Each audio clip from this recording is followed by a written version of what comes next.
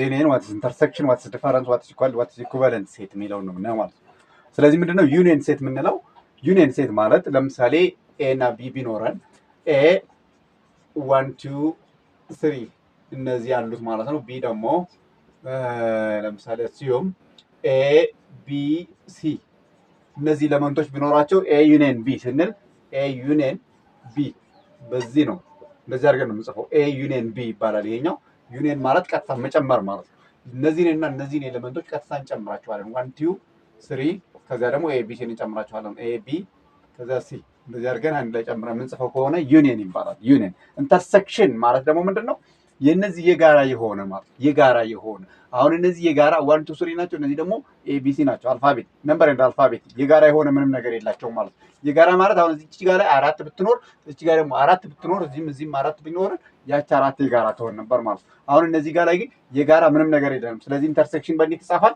ኤ ኢንተርሴክሽን ቢ የጋራ ስለሌላቸው ኢምፒቲ ነው የሚሆነው ማለት ኢምፒቲ አድርገን እንጽፈዋለን ማለት። ዲፈረንስ ማለት ደግሞ ኤ እንደዚህ አድርገን መጻፍ እንችላለን ማለት ኤ ወይም ደግሞ ኦር ኤ እንደዚህ አድርገን መጻፍ እንችላለን ማለት ነው። አሁን ይሄ ማለት ነው ኤ ዲፈረንስ ቢ ማለት ኤን ቢ ላይ ቀንሰው ማለት ነው። ኤን ቢ ላይ ቀንሰው ማለት አሁን እነዚህ የተለያዩ አይተሞች ናቸው። የተለያዩ አይተሞች ስለሆኑ ዲፈረንሳቸውን መፈለግ አንችልም። ግን ለምሳሌ ይችኛዋ ለምሳሌ ኤን ቢ ላይ ቀንሰው ማለት ነው። ኤ ዲፈረንስ ቢ ማለት ቢ ላይ ኤን ቀንሰው ማለት ነው። ቢ ላይ ኤን ቀንሰው እንደማለት ነው። አሁን ለምሳሌ እዚህ ጋር ላይ 3 ቢኖረን 3 እዚህ ጋር ላይ ብናስገባ ምን ይሆናል? ከቢ ላይ ኤን ስንቀንስ ምን ይሆናል ማለት ነው? ይቺኛዋ 3ን እናነሳታለን ማለት ነው።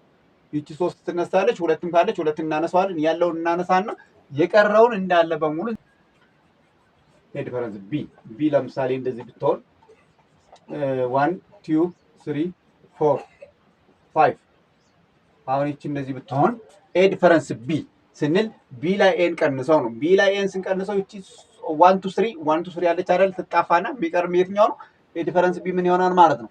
እንደዚህ አድርገን 4 5 ነው የሚሆነው ማለት 4 and 5 እነዚህ ብቻ ናቸው የሚቀሩት ማለት ነው። ኤ ዲፈረንስ ቢ እነዚህ ናቸው ማለት ነው። ኢኳል የምንለው የነዚህ መንበሮች ሴም አይተም እንደ ሴም ነምበር ከሆነ አሁን 1 2 3 ነው አይደል? እዚህ ጋር ላይ 1 2 3 አሁን እዚህ ጋር ላይ መጣን 1 2 3 መሆን አለበት የግድ ማለት የግድ 1 2 3 መሆን መቻል አለበት። ቦታ ቢቀያየር ችግር የለውም። ግን 1 2 3 1 2 3 አሁን እነዚህ ኤቢሲ ቢሆኑ አይቻልም።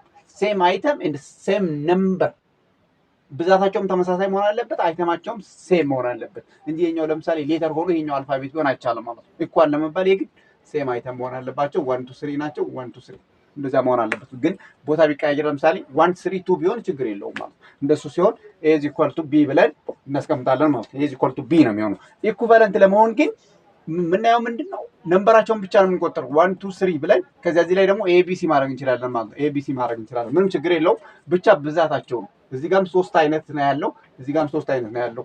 እንደሱ ከሆነ ተመሳሳይ ከሆነ ምን እንለዋለን? ኢኩቫለንት ብለን ነው የምናስቀምጠው ማለት ነው። ስለዚህ ይሄ ነው። ያልገባችሁ ጥያቄ ካለ ኮመንት ላይ ጠይቁኝ፣ የሁላችሁንም መልሳለሁ። ቴንክ ዩ